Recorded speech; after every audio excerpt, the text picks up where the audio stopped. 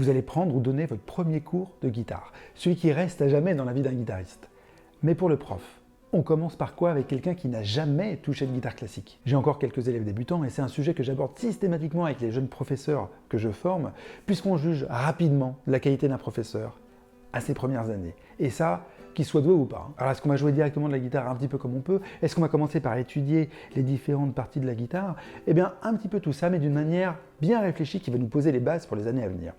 On va jouer de la guitare, mais directement bien. Tout le premier cours va être axé principalement sur la position. Alors je sais, comme ça a l'air chiant, mais on va de suite l'appliquer sur des petits morceaux en 10 points. Hop, 10 points, certains évidents et puis certains à surveiller comme le lait sur le feu. Alors on peut commencer à prendre la guitare, mais la première règle, ça va être déjà de bien s'asseoir sans la guitare. Alors évidemment, ne vous mettez pas au bout de la chaise parce que sinon vous allez cogner la guitare sur la chaise et ça ne va pas du tout évidemment. Donc vous mettez au bout de la chaise, vous devez voir, normalement ça suffit très bien.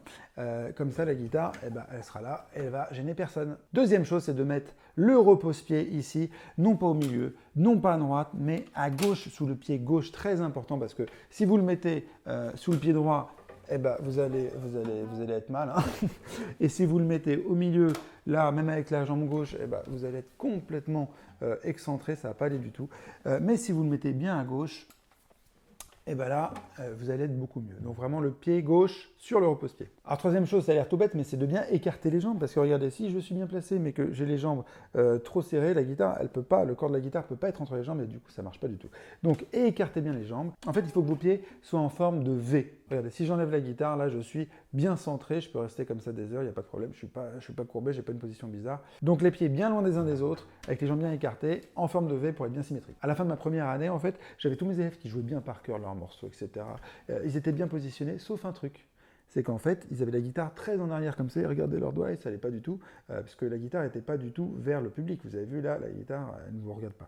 Donc le secret pour ça, c'est de bien poser la guitare sur la jambe gauche, mais de la poser pas trop loin du genou. Ok, vous regardez bien votre genou, pour que c'est comme ça que vous allez vous régler en fait, pour être sûr que la guitare soit bien centrée et parle bien à votre public ou à votre micro. Alors là, est-ce que je suis bien? J'ai les jambes écartées, j'ai la guitare bien près du genou gauche, mais qu'est-ce qui ne va pas? Ce qui ne va pas, c'est que le haut de l'éclisse, là, la partie haute, elle n'est pas du tout centrée. Donc il faut que vraiment elle soit au milieu. Et si c'est le cas, regardez, la guitare, elle tient toute seule.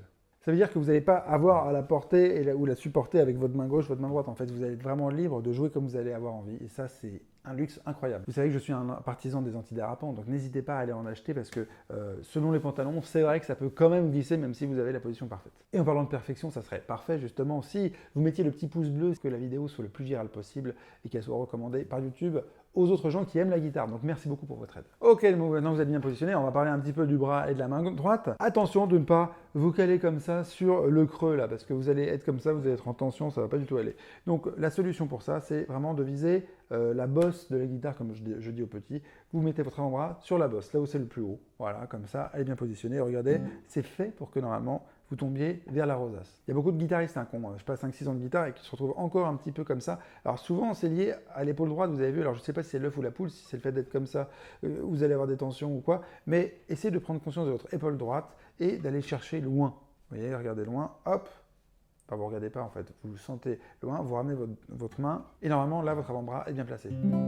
Septième étape, vous allez poser votre pouce sur la corde numéro 5. Alors pourquoi la corde numéro 5? Parce qu'on va jouer avec un index et majeur sur les cordes aiguës, mais surtout ça va vous empêcher de vous mettre comme ça et de vous reposer sur la caisse de la guitare. La caisse de la guitare, vous ne devez jamais la toucher, sauf pour faire des percussions si ça vous amuse, mais quand vous jouez normalement, les doigts ils sont toujours sur les cordes. Pour éviter ça, votre pouce il va être bloqué par la 6e corde, donc c'est parfait. Donc vous posez sur la corde de là. Moi je vous conseille de le mettre un petit peu à gauche, ici pas trop loin de la touche, comme ça, ça serait bien équilibré avec les doigts qui vont jouer les notes aiguës et vous allez être plutôt sur la rosace, donc ça c'est quand même pas mal pour avoir un son naturel comme on dit. Donc le pouce sur la 5e corde, ici, et on va jouer avec les index majeurs parce qu'il serait temps de jouer un peu de guitare maintenant. Donc moi ce que je vous conseille au début c'est de commencer à jouer en pincé, c'est-à-dire que l'index il va jouer, il va aller se reposer sur la corde d'à côté. Ensuite le majeur il va faire pareil, il va jouer la corde de mi, là ce que je suis en train de faire, il va se reposer sur la corde d'à côté. Donc vous prenez bien le coup avec chaque doigt, et ensuite dès que ça marche, vous les alternez à jamais. Ok, vous alternez tout le temps index et majeur, ça c'est une règle. Donc index, majeur, index, majeur. Et vous faites ça avec le si. Et avec le sol. là, le pouce, il bouge jamais, hein, on s'en servira pas tout de suite. Vous allez me dire, oh, t'es bien gentil, mais moi je galère à alterner index majeur, ça sert à rien. Pour l'instant, ça sert peut-être à rien, mais regardez, si on joue qu'avec l'index par exemple, ouais, on va vite, mais quand même beaucoup moins qu'avec index majeur. Hein. Mais sans forcer. Hein. Quand je vous dis qu'on pose les bases pour la suite, c'est qu'après, vous allez courir. Neuvième étape maintenant, et on va parler enfin de la main gauche. Alors la règle très simple pour la main gauche, dites-vous que vous allez toucher la guitare seulement avec le pouce et seulement avec le bout des doigts. Je répète, seulement avec le pouce et seulement avec le bout des doigts. Donc le pouce, il va se retrouver en forme de l'X tout droit et toujours en face du deuxième doigt. Ok, ça, c'est une constante. À chaque fois que vous allez vous déplacer comme ça, il va suivre le deuxième doigt, même si le deuxième doigt ne joue pas évidemment, mais c'est comme si le deuxième doigt jouait tout le temps finalement. Donc le pouce tout droit en forme de like, vous le mettez derrière la case numéro 2 et vous posez le bout des doigts près des barrettes. Si vous êtes loin des barrettes, ça va faire ça.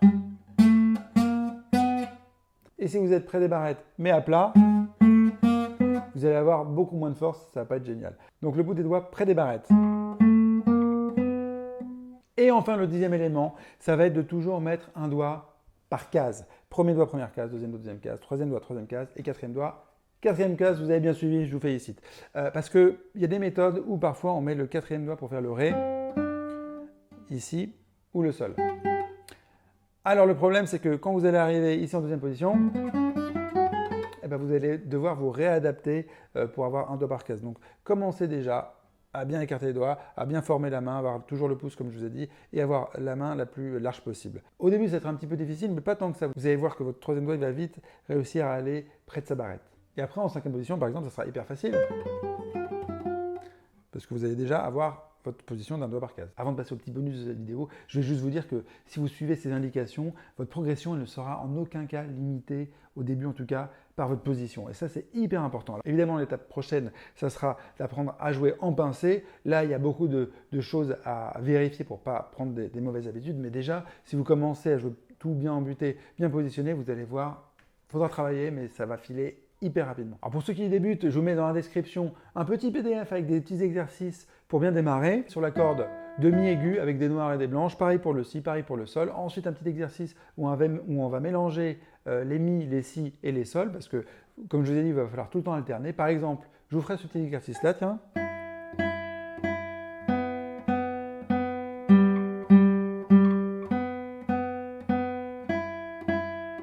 Une fois que les cordes à vide, vous allez réussir à bien les mélanger. Là, vous allez pouvoir poser votre main gauche et on va commencer à prendre les notes sur la corde de mi aigu. Donc le mi à vide, le fa premier doigt, première corde, première case, le sol, troisième doigt, troisième case, première corde toujours. Et sur la deuxième corde, vous avez le si, le do avec le premier doigt sur la première case et le ré avec le troisième doigt sur la troisième case. Vous les faites un par un simplement, ensuite vous les mélangez et vous aurez déjà votre premier petit morceau. Si vous pensez que c'est bon pour vous, je vous propose d'aller voir la prochaine vidéo où je liste les 16 erreurs de position qu'on a tous faites.